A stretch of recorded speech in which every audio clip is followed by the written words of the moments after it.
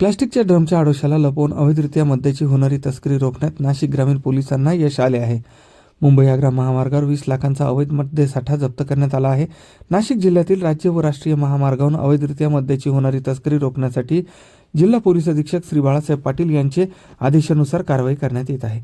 त्या अनुषंगाने स्थानिक गुन्हे शाखेचे पोलीस निरीक्षक श्री रवींद्र मगर यांना मिळालेल्या गोपनीय माहितीनुसार मुंबई आग्रा महामार्गाने नाशिक ते धुळे बाजूकडे एका ट्रकमधून मोठ्या प्रमाणात अवैधरित्या मद्याची तस्करी होत असल्याची बातमी मिळाली होती. त्यानुसार स्थानिक गुन्हे शाखेच्या पथकातील अधिकारी व अंमलदार यांनी मुंबई आग्रा महामार्गावरील पिंपळगाव पोलीस ठाणे हद्दीत कोकणगाव फाटा उड्डाणपुलाजवळ वाहन तपासणी सापळा रचून खालील वर्णनाचा व किमतीचा अवैध मद्यसाठा आरोपीच्या ताब्यातून एका आयशर ट्रकसह जप्त केला आहे.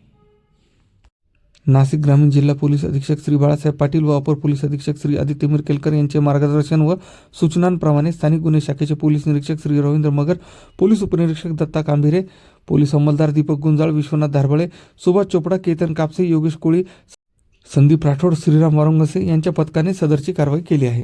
दिनांक 20 रोजी नाशिकवरून धुळेकडे जाणाऱ्या साईडला एक आयशर टेम्पो ज्याच्या संदर्भातली गोपनीय माहिती मिळाली होती त्याचा पाठलाग करून ती पकडण्यात आली. त्यामध्ये LCPचे प्रभारी अधिकारी आणि त्याची टीम कार्यरत होती.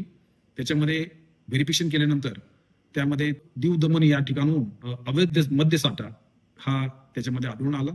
साधारणतः त्याची किंमत 20,25,000 एवढ्या रकमेचे 200 बॉक्स मद्याचे त्यामध्ये मिळून आलेले आहेत.